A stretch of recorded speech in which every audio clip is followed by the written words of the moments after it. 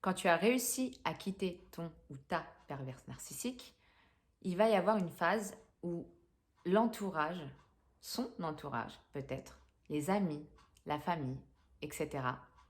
Alors, ils sont soi-disant de ton côté, mais ils viennent à la chasse aux informations.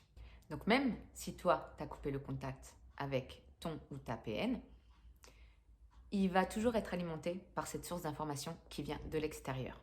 Alors eux, ils n'ont qu'une partie de l'histoire, la partie que ton ex-pervers narcissique a bien voulu leur raconter. Du coup, on peut bien imaginer que tout va être déformé, qu'ils vont avoir une très mauvaise image de toi. Quand le pervers narcissique réalise qu'il t'a perdu, il va créer un nouveau couple.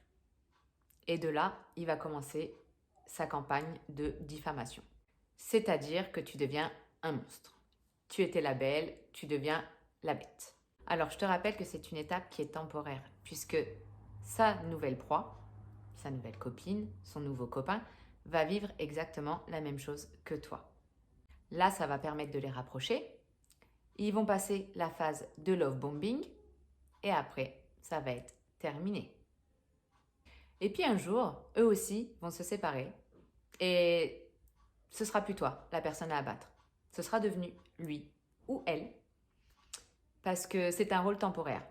Il prend toujours sa dernière proie comme cible. N'oubliez jamais qu'avec une ou un pervers narcissique, on a gagné la partie que quand on est parti, quand on l'a quitté.